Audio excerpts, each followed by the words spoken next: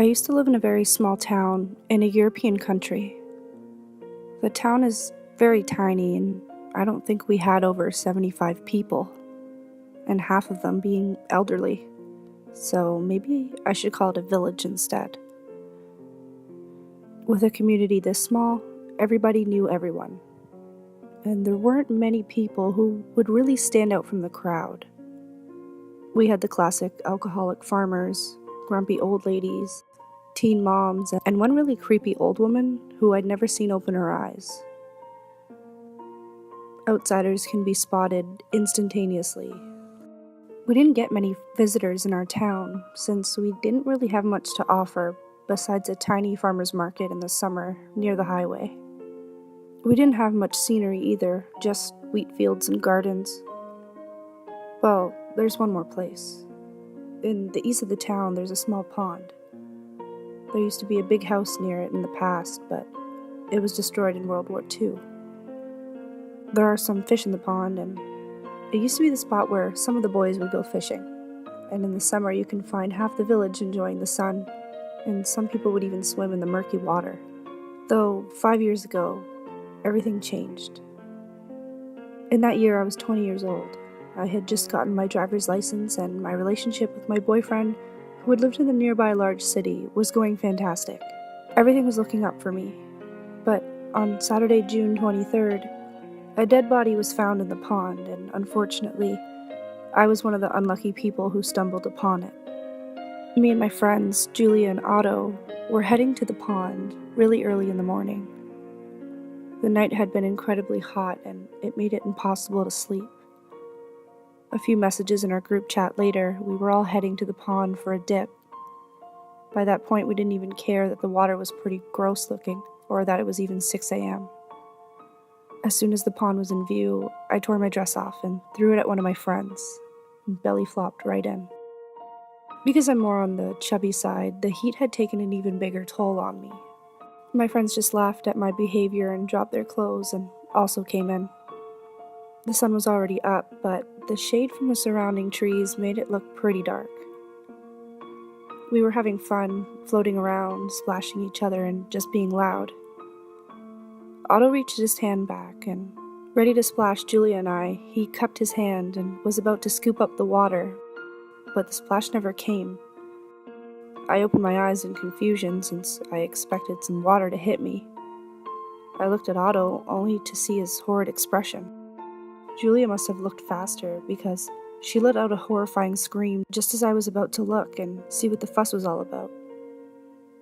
I expected a leech, maybe a dead rat, a snake at worst, but it was far more horrifying than I could have imagined. When he had reached back, he bumped into something with his hand, and that thing floated out of the shade. It was a dead body. A man. He looked like he'd already been dead for a while. Even just remembering it gives me the chills. Another 5 seconds passed, and we bolted from that pond. We barely even remembered to grab our clothes. Otto was near tears, and he was a tough guy, but in this situation, I was surprised any of us hadn't crapped our pants. Julia, she was crying, quite hysterically, and I don't even think she could see where she was going through all those tears. I was in shock at that time, and I didn't react immediately. But that night I had the worst panic attack I've ever gotten. Once we reached my house, the first thing we did was call the police. There had been some prank callers from our area, so we really had to convince them. But they showed up about 30 minutes later. By the time everyone who was already awake knew about the incident, and then some men went to check out the area. The police arrived with an ambulance, even though we did say that the body didn't look too fresh. Unfortunately for us, we were asked to return to the area so we could describe where we found the body, even though they could have just asked us that at the comfort of our own home. During the conversation we had with the officers, they mentioned that the person definitely had been dead for a while. In some places, the body had been missing skin from decay. A few days passed, and we didn't get much information from the police about the person, or anything really. We were only told that the man had most likely been dug up from a grave and thrown into the pond. The old ladies had a blast gossiping about the body, and so did the drunks. On Wednesday, some of the officers arrived with some images. The images were of the man. Using facial reconstruction programs, they had an image of how he looked like before he died. They went from door to door and showed the image to every single person, including me and my friends. But no one recognized him. Since so many of the people that lived there were elderly, it wasn't uncommon for one of them to die every now and then. But he didn't look like anyone I or the other people recognized. He wasn't from around here, and as one of the people who recently visited the closest graveyard mentioned, there weren't any graves which had been dug up. Everything was finally starting to calm down, and me and my friends had gotten through the incident with only a hardcore scare. Well, at least we'd have a story to scare people with, right? A week had passed, and nothing really eventful had happened. With the exception of a cow stomping on someone's car, we thought that this was the calm after the storm. But the storm hadn't even reached its full strength yet. A brave fisherman, Marcus, decided to go back to the pond. This is when he found the next body. This one had been much more noticeable than the previous one. It was near the shore and the sun was shining directly on it. The police were called again, and this time they responded much faster. During the week they had been doing research, and it was true that the closest graveyard had no empty graves, and none of them had even been disturbed. Same with the next 5 closest ones in the region. I wish that there had only been 2 bodies, but there were more. They found 6 more bodies by August, and none of the bodies people knew who they were. One poor lady was so frightened when she came across one that she had a heart attack and died later in the hospital from complications. Once the month of August began, no more bodies showed up. The police regularly patrolled the area and surrounding woods until the middle of September, but nothing ever came of it.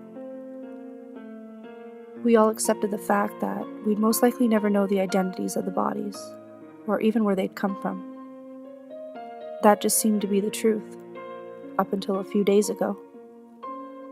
The police were called to a house of a 60-year-old man who lived 2 towns over from ours.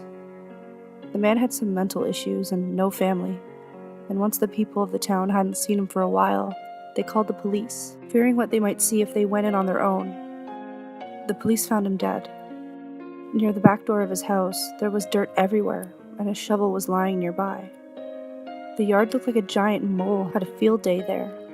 One of the officers walked around the yard and tripped on one of the dirt stacked, and it uncovered a severed hand. From that, we were told, the man had dug up graves, nearly half across the country, all those years back. Brought them home and for some reason started to dump them in our pond. They never found out why he did it, but he had a notebook with a checklist of people's names and some were crossed off. Later, the police discovered that some of the names matched with the bodies that they had fished out of the pond. I don't live in that town anymore. A year after the incident, I moved in with my boyfriend, who proposed shortly after. I'm now 6 months pregnant and expecting a little girl. Julia also moved away, and we don't really talk much anymore. But when we do, we mention the bodies in the pond. And Otto, poor Otto.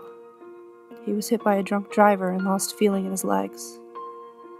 Me and him still talk often. Sometimes me and my husband visit him and recall the good old times. I just hope that the rest of my life is void of these kinds of experiences.